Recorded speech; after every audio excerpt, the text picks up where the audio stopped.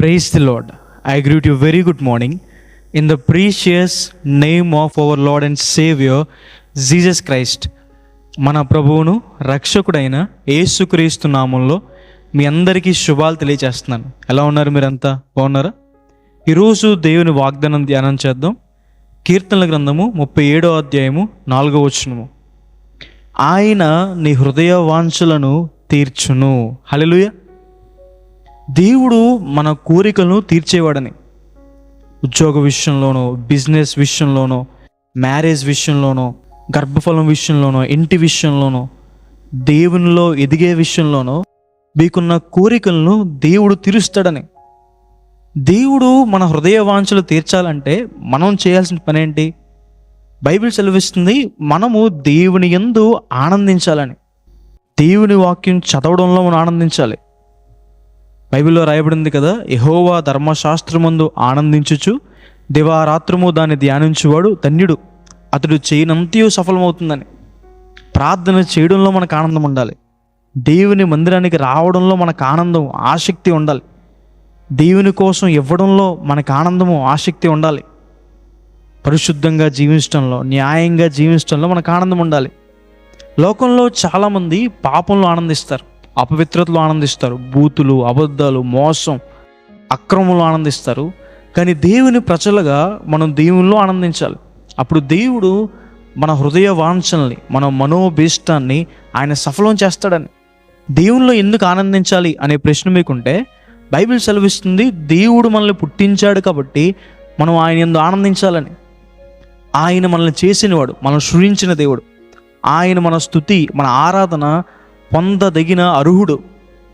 అలాగే దేవుడు మన రక్షణకర్త కాబట్టి మనం దేవుని యందు ఆనందించాలని. ఆయన మనల్ని పుట్టించడం మాత్రమే కాదు, తప్పిపోయిన మనల్ని రక్షించడానికి ఈ లోకానికి వచ్చారని. రక్షణ డబ్బులుంటే వచ్చేది కాదు, చదువు ఉంటే వచ్చేది కాదు, అందం ఉంటే వచ్చేది కాదు, కులం ఉంటే వచ్చేది కాదు. రక్షణ అంటే అర్థం ఏంటంటే పాప శిక్ష నుండి తప్పించుకోవడం, మోక్ష రాజ్యంలో చోటు సంపాదించుకోవడం. అది కేవలం క్రీస్తు ప్రభు ద్వారా మాత్రమే మనకు ఇవ్వబడుతుంది. క్రీస్తు ప్రభు మన కోసం చేసిన త్యాగం ద్వారా రక్షణ మనకు బహుమానంగా ఇవ్వబడిందని. ఎవరైతే క్రీస్తు ప్రభు మీద విశ్వాసం ఉంచుకుంటారో వారికి రక్షణ. దేవుని యందు ఆనందిస్తే ఆయన మన కోరికలు తీరుస్తాడు.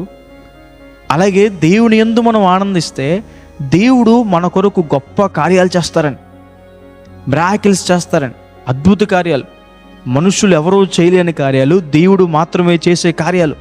అలాంటి కార్యాలు మన జీవితంలో చూస్తామని. ఎవరైనా మీరు దేవుని నమ్ముకున్నందుకు అవమానంగా మాట్లాడుతున్నారా? దేవుని నమ్ముకున్నందుకు మీకు ఇవ్వాల్సినవి, మీకు రావాల్సినవి రాకుండా చేస్తున్నారా? దేవుని నమ్ముకున్నందుకు మీ మీద ఇంకా ఎక్కువ కష్టం, భారం పెడుతున్నారా? దేవుని వాక్యం సెలవిస్తుంది, సంతోషించి ఆనందించండి, ఎందుకంటే పరలోకమందు మీ ఫలము అధికమవుతుందని. మనుషులు మిమ్మల్ని హింస పెట్టే కొలది, దేవుని నమ్ముకున్నందుకు ఒకవేళ పరిస్థితులు మీకు వ్యతిరేకంగా మారుతున్న కొలది, దేవుడి నుంచి మీకు వచ్చే ప్రతిఫలం, ఆశీర్వాదం, బహుమానం ఇంకా ఇంకా అత్యధికమవుతుంది అని. హల్లెలూయా. కాబట్టి ఏ విషయంలో చింతపడొద్దు. చాలాసార్లు చింతపడుతూ ఉంటాం. చింతించడం ద్వారా మన జీవితంలో ఏది కూడా సాధించలేం. చింతించి మూరుడు కూడా మనం ఎదగలేమని, చింతించి మన తెల్ల వెంట్రుకల్ని నలుపు చేసుకోలేమని, చింతించడం ద్వారా మనం ఏమీ చేయలేం.